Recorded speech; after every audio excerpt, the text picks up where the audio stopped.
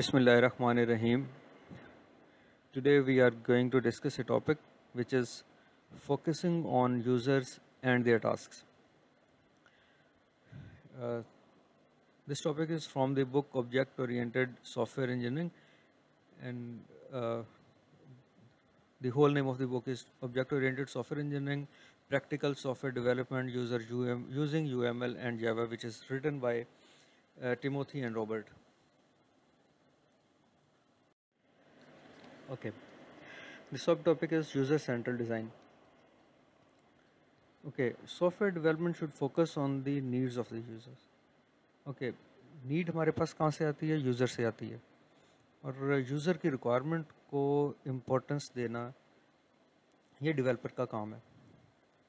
Okay, user central design का मतलब है कि हमने जो सॉफ्टवेयर डेवलप करना है उसमें यूज़र को इम्पोर्टेंस देनी है. कैसे इम्पोर्टेंस देनी है? By understanding them. Number one, by understanding them. And number two, we should design our software based on the understanding of the user task. आपके यूज़र किस तरह परसीव करते हैं अपने काम को, हमने उनकी अंडरस्टैंडिंग के मुताबिक अपना डिज़ाइन प्रिपेयर करना है. Okay, number three, ensure users are involved in decision making process. जितने भी की डिसीजन पॉइंट्स हैं, की डिसीजन चेक्स हैं, यूज़र को हमने साथ लेकर चलना है और यूज़र की इन्वॉल्वमेंट उसके अंदर रखनी है, उसको अपनी लूप में लेना है. डिसीजन मेकिंग लूप के अंदर यूज़र को लेकर आना है. Design the user interface following guidelines for good usability. Okay, next point ये है कि हमने अपने इंटरफेस को इस तरह से डिज़ाइन करना है. ये यूज़र इंटरफेस की बात हो रही है. There are different kind of interfaces but we are talking about user interface. Okay, user interface में हमने उसको इस तरह से डिज़ाइन करना है कि यूजेबिलिटी इंक्रीज़ हो. जब भी हम चाहते हैं कि हमारे सॉफ्टवेयर की यूजेबिलिटी इंक्रीज़ हो, तो इसका मतलब ये है कि हम अपने यूज़र इंटरफेस के ऊपर फोकस कर रहे हैं, हम अपने यूज़र इंटरफेस को इम्प्रूव कर रहे हैं. Okay, the next point is have users work with and give their feedback about prototypes. क्या ये ऐसे हुआ है कि यूज़र्स ने के साथ मिलकर काम किया गया है और उन्होंने अपना फीडबैक, ख़ास तौर से प्रोटोटाइपिंग मॉडल के अंदर अपना फीडबैक उन्होंने प्रोवाइड किया है? आप कोई भी मॉडल यूज़ कर रहे हैं, आप उसकी प्रोटोटाइप वो यूज़र को दिखाएंगे, वो यूज़र से पूछेंगे, यूज़र को लूप में रखेंगे, ताकि एंड ऑफ द डे जब आपकी प्रोडक्ट बन के सामने आए तो ऐसा ना हो कि यूज़र्स उससे फेमिलियर ही ना हो. उसकी फेमिलियरिटी लेकर आने के लिए हमें उसके प्रोटोटाइप को टाइम टू टाइम यूज़र के साथ शेयर करना चाहिए. और इसी तरह ऑनलाइन हेल्प प्रोवाइड करें और जो यूज़र मैनुअल है वो ड्राफ्ट करके यूज़र को दिया जाए, ताकि उसी के ऊपर, उस मैनुअल के बेस के ऊपर यूज़र अपनी ट्रेनिंग कर सके. Okay, why it is important that we focus on the users. Importance क्यों है, इसका फ़ायदा क्या है, हम क्यों ऐसा चाहते हैं कि हमारा जो यूज़र है हम उसको यूज़र सेंट्रिक डिज़ाइन बनाएं. उसका फ़ायदा क्या होगा? उसका फ़ायदा number one, reduce training and support cost. अगर यूज़र को हम साथ लेकर चल रहे हैं, यूज़र ऑलरेडी फेमिलियर है, हमें उसकी ट्रेनिंग कम करना पड़ेगी, और इसी तरह ट्रेनिंग या सपोर्ट के ऊपर जो कास्ट आएगी वो रिड्यूस हो जाएगी डेफिनेटली. ओके, और इसका फ़ायदा क्या है कि it reduces time to learn the system. Training के ऊपर टाइम कम लगेगा और सिस्टम के लर्निंग के ऊपर जो टाइम है वो कम लगेगा. Greater efficiency of use.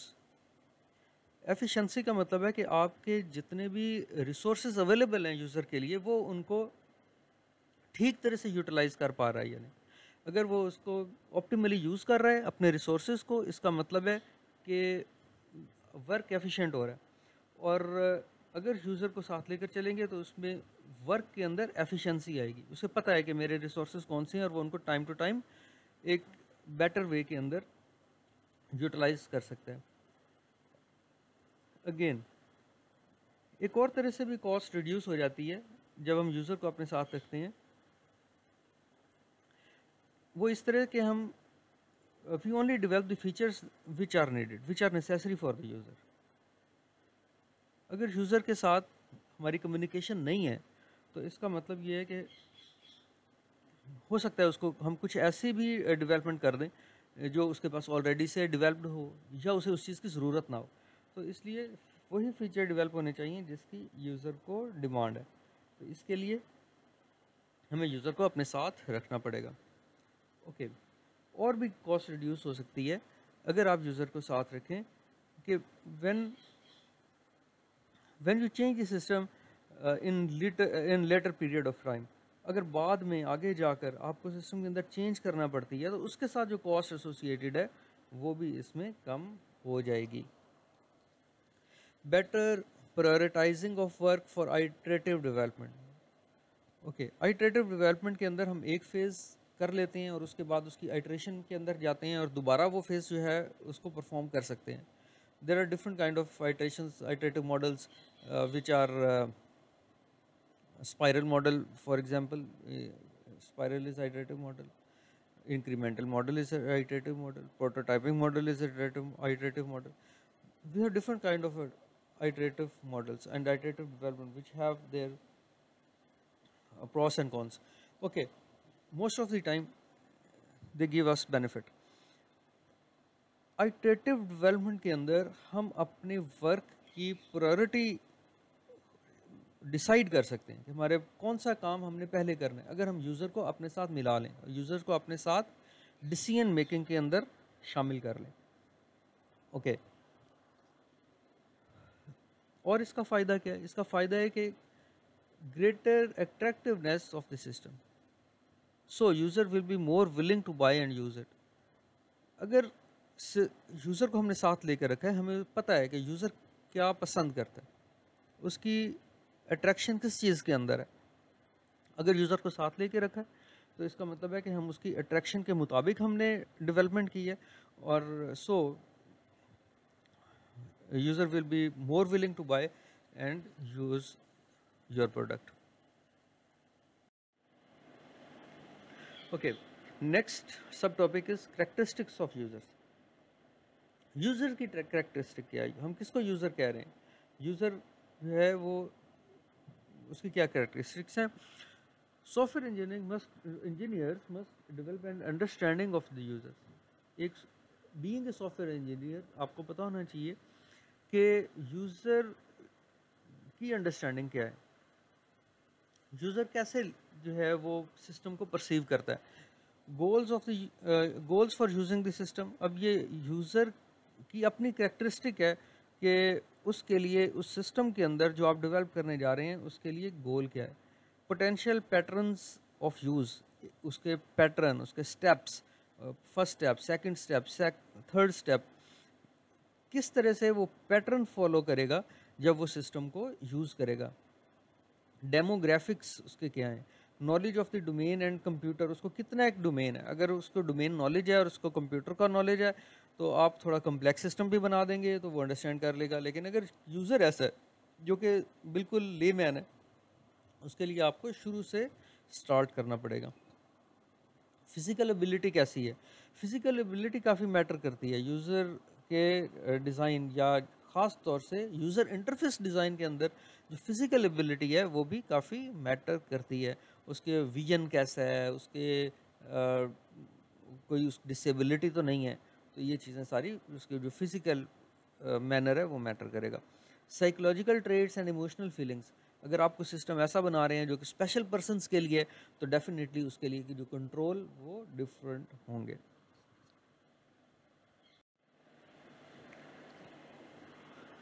Okay, next sub topic is basics of user interface design.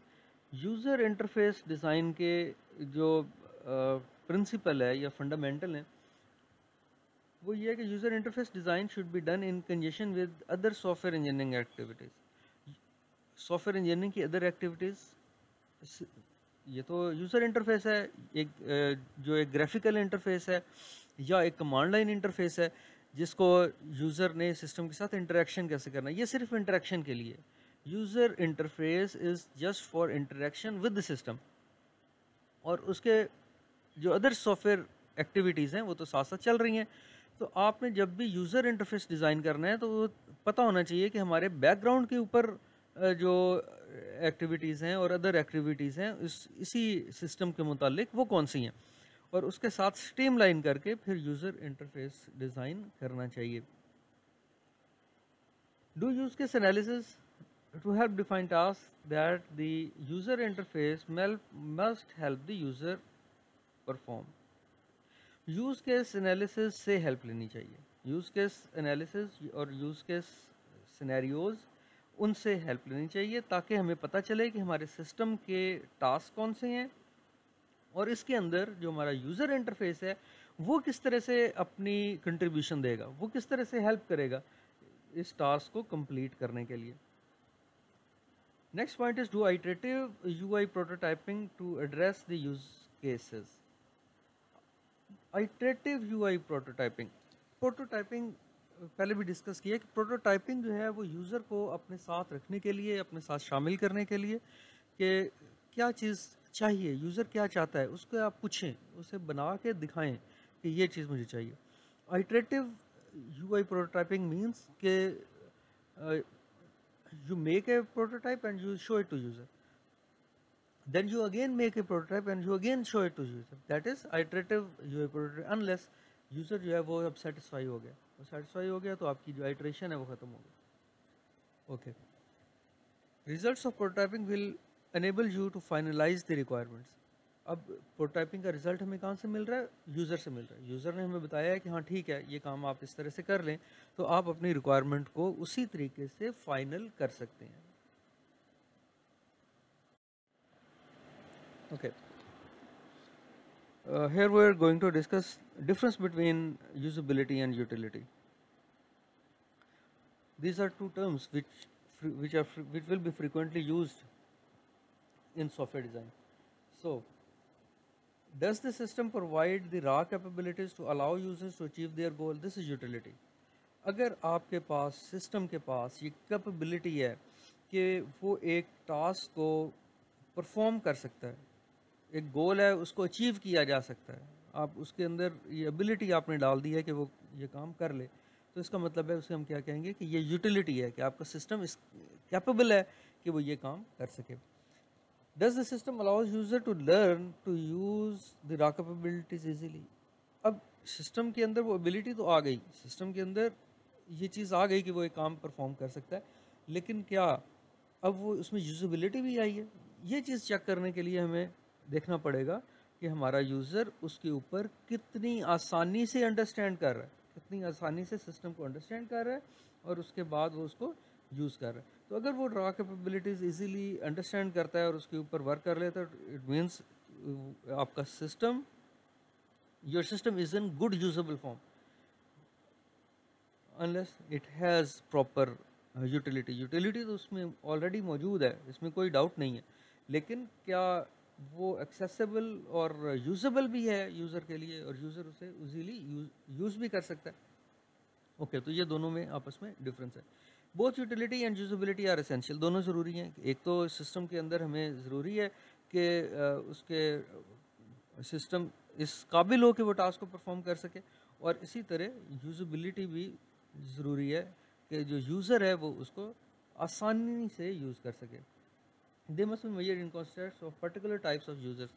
Okay, तो यूजेबिलिटी, अगर आपके पास एक एक्सपर्ट यूज़र है तो उसके लिए अगर कम्प्लेक्स टाइप की आपने यूजेबिलिटी रखी है, आपका जो यूज़र इंटरफेस है that is some kind of complex, वो फिर भी उसको आसानी से कर लेगा और यूजेबिलिटी आ जाएगी। लेकिन अगर आपका सिस्टम जो है, आपका यूज़र वो लेमैन है और न्यू है और उसको पहले ट्रेनिंग की ज़रूरत है, फिर आप उसे स्टेप बाय स्टेप गाइड करके और तब अपना काम उससे लेंगे। तो इसी तरह यूटिलिटी, आप ability of the system to do a task, and usability how user will use that system. Okay, Aspects of usability. Usability can be divided into separate aspects. There are different aspects which are learnability. ये यूज़बिलिटी characteristic है इसकी, इसका expect है कि system जो है वो learnable होता है. The speed with which a new user can become a proficient with the system. लर्नेबिलिटी, एक न्यू यूज़र आपके सिस्टम के ऊपर आया है और वो कितना जल्दी लर्न कर लेता है, वो कितना जल्दी लर्न कर लेता है और वो उसे कितना जल्दी समझ आ जाती है उस सिस्टम की, और उसके बाद वो उसको परफॉर्म कर सकता है. तो ये क्या होगा, ये लर्नेबिलिटी है. Efficiency of use, how fast an expert user can do their work. अगर एक यूज़र एक्सपर्ट है, उसको पता है, उसको तमाम रिसोर्सेज का पता है, उसको जितने भी उसमें रिसोर्सेज आपने अवेलेबल किए हैं यूज़र के लिए वो उसे पता है, और उसे सही तरह से time to time timely utilise कर रहा है, तो हम ये देखेंगे कि वो अपना काम कितनी जल्दी, एक एक्सपर्ट यूज़र जिसको सिस्टम के बारे में तमाम तर पता है, वो उसे कितना जल्दी अपना काम परफॉर्म कर लेता है. ये चीज़ क्या है, ये है हमारे पास एफिशिएंसी, यूज़बिलिटी की एफिशिएंसी, यूज़ की एफिशिएंसी. ओके, यूज़बिलिटी का एक और एस्पेक्ट है एरर हैंडलिंग, कि the context to which it prevents the user from making errors. ये सिस्टम की, आपके यूज़र इंटरफेस की एबिलिटी है कि वो यूज़र को एरर अकर करने से रोक के, अगर कोई एरर आ रहा है वो प्रॉम्प्ट करे कि ये एरर है. जिस तरह आप यूज़र इंटरफेस के ऊपर चेक्स लगाते हैं, ऑथेंटिकेट करते हैं कि अगर किसी फील्ड के अंदर आपने न्यूमेरिक वैल्यू डालनी है तो वहाँ पे न्यूमेरिक ही जाए, वो प्रिवेंट करे कि उसके अंदर कोई और अल्फ़ाबेट ना जाए. जैसे अगर आप फॉर एग्जांपल फ़ोन नंबर आप एंटर कर रहे हैं तो उसके अंदर डिजिट्स ही एंटर होने चाहिए, उसके अंदर कोई और करैक्टर एंटर नहीं होना चाहिए, या सिर्फ प्लस का साइन आ जाएगा शुरू में अगर इंटरनेशनल नंबर है तो, लेकिन उसमें कोई अल्फ़ाबेट नहीं आ सकता. ओके, अगर कोई अल्फ़ाबेट आ रहा है आप वहाँ पर प्रिवेंट कर रहे हैं, और इसी तरह आपने एरर से बचा लिया. तो ये यूज़र इंटरफेस की एबिलिटी, कैपेबिलिटी होती है कि वो एरर जो है वो सिस्टम के अंदर आने से रोकता है, एरर को प्रिवेंट करता है, एरर डिटेक्ट करता है. आपका जो यूज़र इंटरफेस है वो क्या करता है, एरर डिटेक्ट करता है, and it also helps to correct the errors. और अगर कोई एरर अकर हो गया है तो उसे हेल्प भी उसे करेक्ट भी किया जा सकता है, जैसे एरर हैंडलिंग वगैरह से करेक्ट किया जा सकता है. जावा के अंदर ये हम करते हैं, अगर हमारे पास यूज़र इंटरफेस है जो कि इम्प्लीमेंट के कीवर्ड के से हम वो यूज़ कर रहे हैं, और उसके अंदर कोई एक्सेप्शन है तो एक्सेप्शन हैंडलिंग या एरर करेक्शन का फीचर हम उसमें डाल सकते हैं. इसी तरह एक्सपेक्ट है यूज़बिलिटी का acceptability, the context to which user like the system, user accept the system. User ने एक सिस्टम बन गया, उसके अंदर उसकी यूटिलिटी भी है, उसके अंदर यूज़बिलिटी भी है, अब उसको कितना लाइक कर रहा है.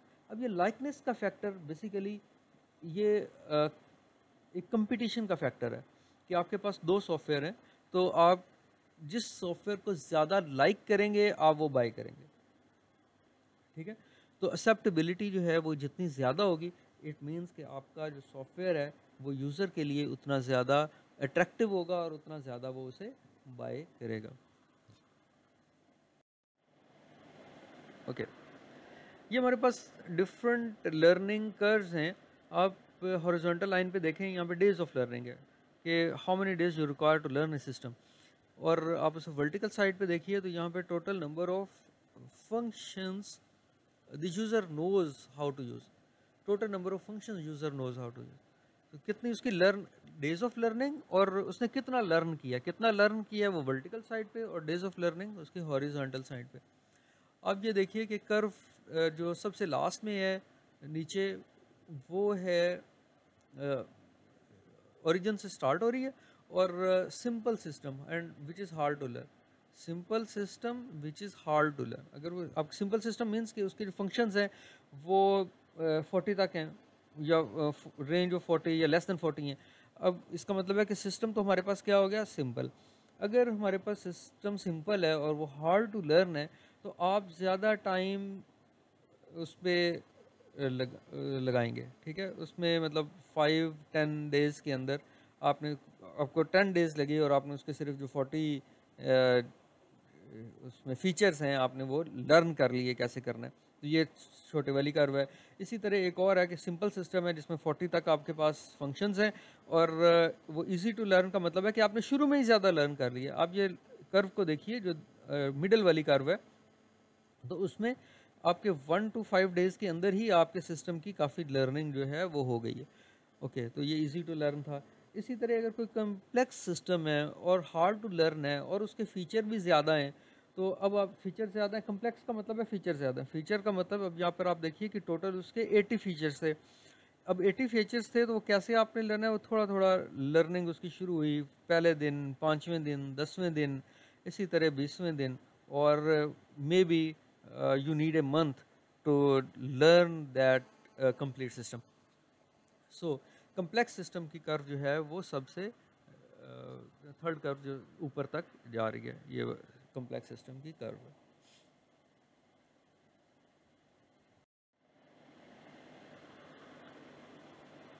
Some basic terminologies which user interface while making an interface design we use.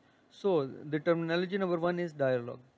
Dialogue is a specific window with which a user can interact, but which is not main UI window. ये आपके main user interface की window नहीं है, एक dialogue box है जो जिसमें user interact कर सकता है। एक डायलॉग बॉक्स है जिसमें यूज़र इंटरेक्ट कर सकता है। मतलब डायलॉग बॉक्स का मतलब है कि इसके अंदर कुछ बटन्स होंगे और हो सकता है कुछ एक आध फील्ड हो, तो इसको हम डायलॉग कहते हैं।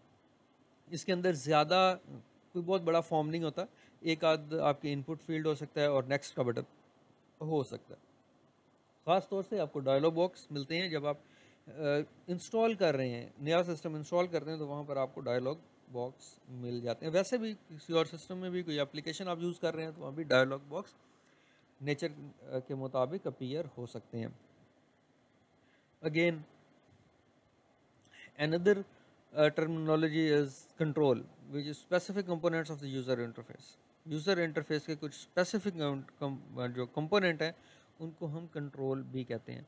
अफोर्डेंस एक बड़ी इंपॉर्टेंट टर्मिनोलॉजी है। इसमें हम वो तमाम सेट ऑफ ऑपरेशन शामिल करते हैं that user can do at any given point of time. जो भी काम एक यूज़र एक गिवन पॉइंट ऑफ टाइम के ऊपर उसके लिए पॉसिबल है कि वो कर सके, तो उसको हम अफोर्डेंस कहते हैं। मतलब स्पेसिफिक एक टाइम के ऊपर जो यूज़र जो जो कुछ काम कर सकता है, उसका जो भी स्पैन है, जो भी उसका वाया या बाउंड्री है जिसको वो टच कर सकता है, उसको हम क्या कहते हैं, अफोर्डेंस कहते हैं। Next terminology is state. At any stage in the dialogue the system is displaying certain information in certain widgets and has a certain affordance.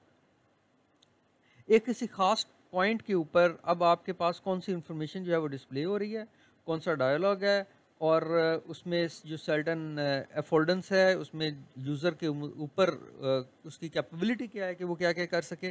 तो एक ख़ास पॉइंट के ऊपर आपका सिस्टम का जो बिहेवियर है वो उस वक्त क्या है, उसको हम क्या कहते हैं, स्टेट कहते हैं। Mode, A situation in which the user interface restricts what the user can do.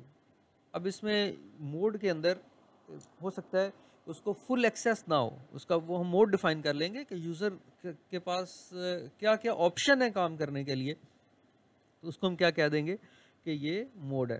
तो जैसे इसकी एग्जांपल आप विंडोज़ के अंदर देखते हैं सेफ मोड भी होता है, ठीक है, तो ये इसकी एग्जांपल है।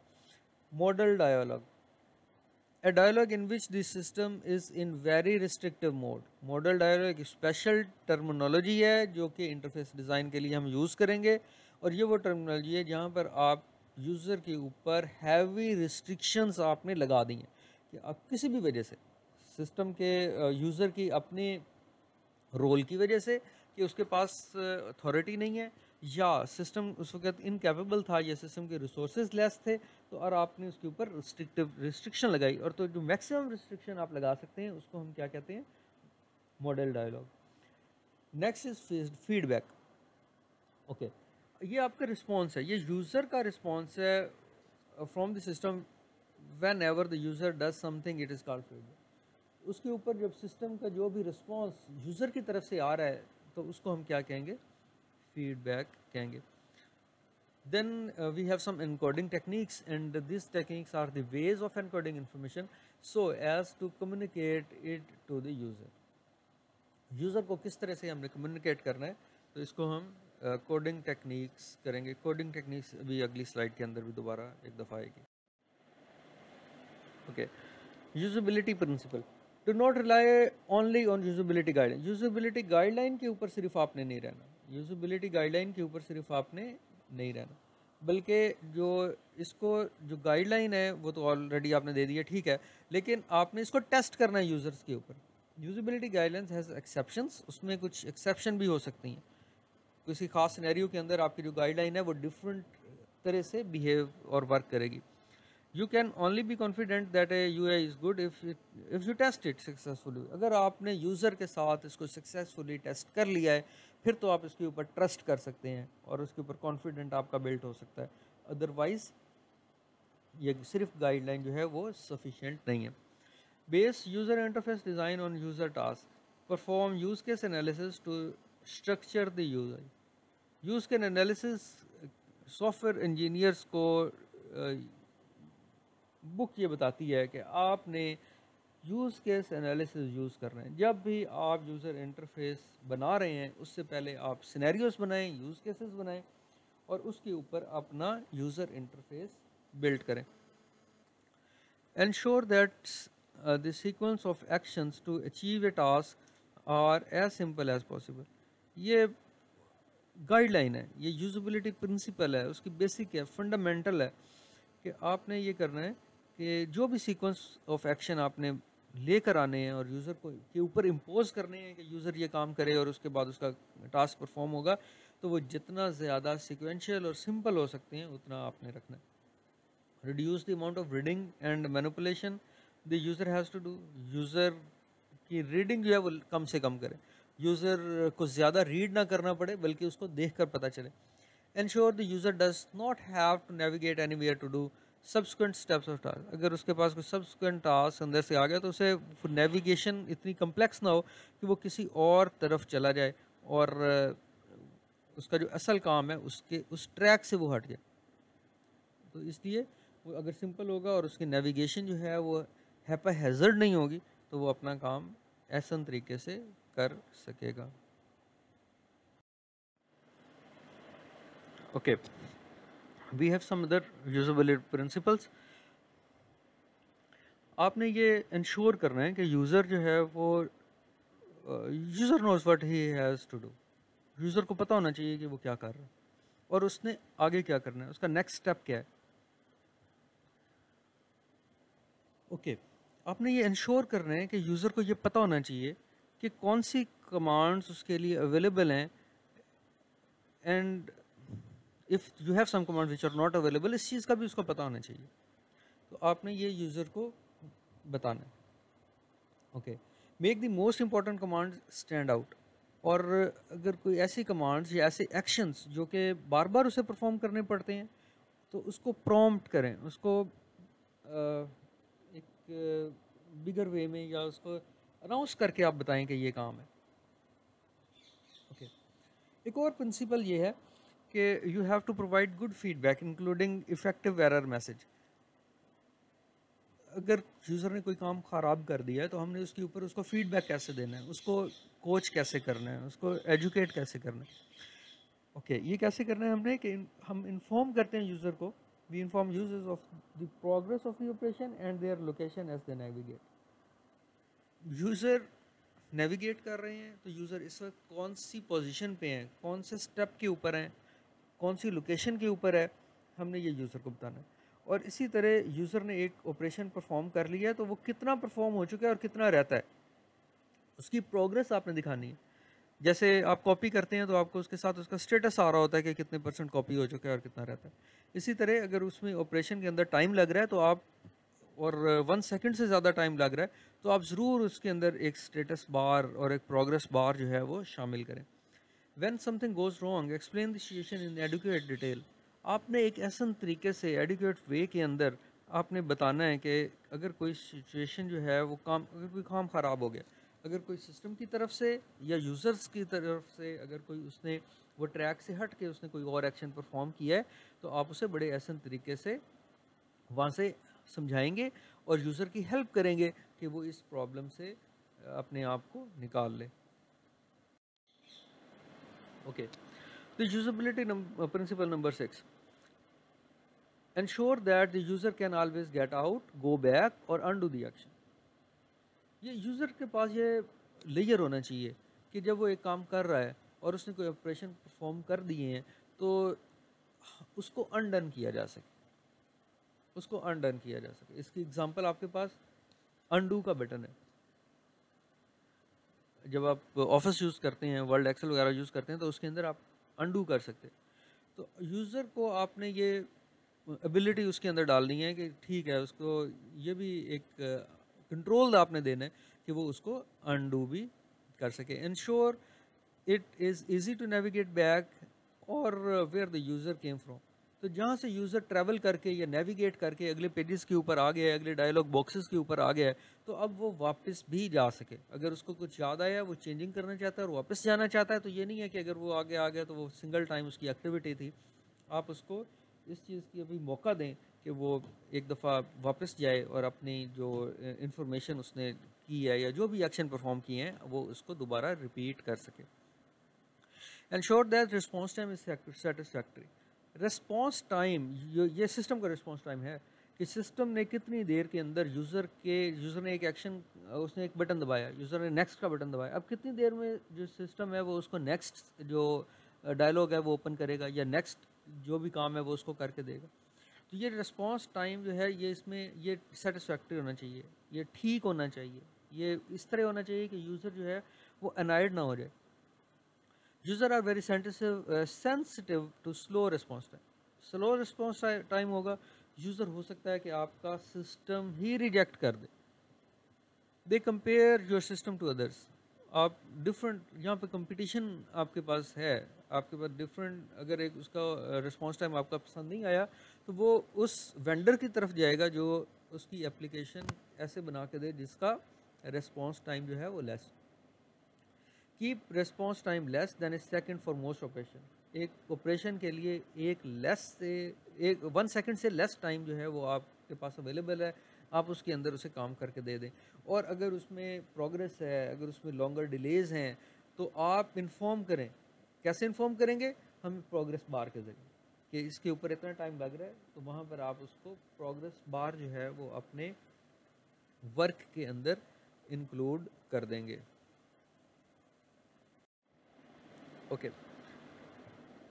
we have another usability principle which is use understandable encoding technique। Encoding technique जो आप यूज़ कर रहे हैं वो यूज़र के लिए अंडरस्टैंडेबल होनी चाहिए। Choose encoding technique with care, ये आपने बड़े ध्यान से उठानी है।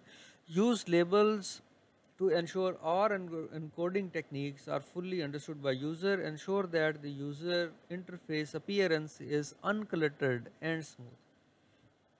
जो यूज़र इंटरफेस की अपीयरेंस है, यूज़र इंटरफेस यूज़र को जैसे नज़र आ रहा है वो एक स्मूथ वे के अंदर है और उसके अंदर कोई जंप शंप और इस तरह की चीज़ें नहीं है। Avoid displaying too much information हमें डिस्प्ले नहीं करनी। ऑर्गेनाइज द इंफॉर्मेशन इफेक्टिवली, और इंफॉर्मेशन जो है वो इफेक्टिवली ऐसे ऑर्गेनाइज हो कि यूज़र को अंडरस्टैंडेबिलिटी और उसकी जो यूज़बिलिटी है वो मिलती रहे। Okay, different groups of user की ऑलरेडी हमने बात की। तो डिफरेंट ग्रुप ऑफ यूज़र कैसे हो सकते हैं कि हमने अकोमोडेट करना है कि हर तरह के लोगों को। अगर किसी के पास कोई डिसेबिलिटी है और कोई डिफरेंट काइंड ऑफ यूज़र है, हमने उसको उस तरह से ट्रीट करना है। Ensure that the system is usable by both beginners and experts. ये बड़ी इंपॉर्टेंट बात है कि अगर कोई कंप्यूटर्स का एक्सपर्ट है तो वो उसको किस तरह यूज़ कर रहा है, और कोई नई पहली दफ़ा जिसने यूज़ करना है तो, लेकिन दोनों बंदे सिस्टम को यूज़ कर सके। हमारा गोल ये है कि दोनों बंदे, वो जो नया आया है और ऐसा बंदा जो कि एक्सपर्ट है, वो दोनों सिस्टम को इफेक्टिवली यूज़ कर सकें। प्रोवाइड ऑल नेसेसरी है, ये यूज़बिलिटी प्रिंसिपल है। जब आप यूज़र इंटरफेस डेवलप कर रहे हैं तो आपने यूज़र को उसके साथ साथ हेल्प प्रोवाइड करनी है। और आपने अपनी हेल्प को सही तरह से ऑर्गेनाइज करना है और अपनी हेल्प को एप्लीकेशन के अंदर इंटीग्रेट करना है। एप्लीकेशन चल रही है, ये नहीं है कि आपकी जो हेल्प है वो कहीं और है, बल्कि वो इंटीग्रेट और उसको नज़र आए, वहीं से ही नज़र आए, वो वहीं से ही हेल्प के ऊपर जा सके। And ensure that help is accurate, ये नहीं है कि आपने हेल्प डाली है और वो उसका काम और ज़्यादा ख़राब हो गया, बल्कि हेल्प ऐसी हो कि जो उसका काम ठीक कर सके, और आपकी हेल्प जो है वो ठीक होनी चाहिए, एक्यूरेट होनी चाहिए, सही होनी चाहिए। ओके, यूजेबिलिटी प्रिंसिपल और इम्पोर्टेंट यूजेबिलिटी प्रिंसिपल है कि आप कंसिस्टेंट रहें, be consistent. Use similar layout and graphic design through out of your application. आपने एक दफ़ा जो शुरू कर दिया, मतलब एक दफ़ा जो आपने लेआउट और ग्राफिक डिज़ाइन आपने चूज़ कर लिया है, आपने एप्लीकेशन, सारी एप्लीकेशन के अंदर आप वही रखना है। Follow the look and feel standards, और लुक एंड फील के स्टैंडर्ड जो हैं ये बड़े इम्पोर्टेंट हैं, और इसके ऊपर ये भी यूज़र के ऊपर डिपेंड करता है। फॉर एग्ज़ाम्पल, यूज़र आपसे काम करवा रहा है कोई ट्रैवलिंग का और लैंडस्केपिंग का और कोई सैरो सेहत का, तो हो सकता है कि वो वहाँ पर आपको ये कहे कि नेचुरल कलर यूज़ करें, आप वहाँ पर ब्लू और ग्रीन यूज़ करें। तो ये हो सकता है, ये आपकी एप्लीकेशन टू एप्लीकेशन डिफ़र भी कर सकता है, लेकिन लुक एंड फील आपके काम के मुताबिक होनी चाहिए। आप कोई ब्लड ग्रुप बना रहे हैं या ब्लड बैंक बना रहे हैं, तो वहाँ पे हो सकता है कि आप उसकी जो कलर स्कीम है वो रेड रखें। तो लेकिन जो आपने एक दफ़ा कलर स्कीम चूज़ कर ली, अब आपने उसी के ऊपर रहना है, और ज़्यादा कलर स्कीम्स और ज़्यादा उसमें जो लेआउट है और उसके जो बटन्स हैं वो एक स्टाइल के हों, उसका फ़ॉन्ट एक स्टाइल का हो, उसके जो नेविगेशन का तरीका या उसके ऊपर जो आपने पॉपअप विंडोज़ हैं, जो फीडबैक है, एक दफ़ा जैसे आपने यूज़ किया तो सारे through out of your application it should be same. Consider mimicking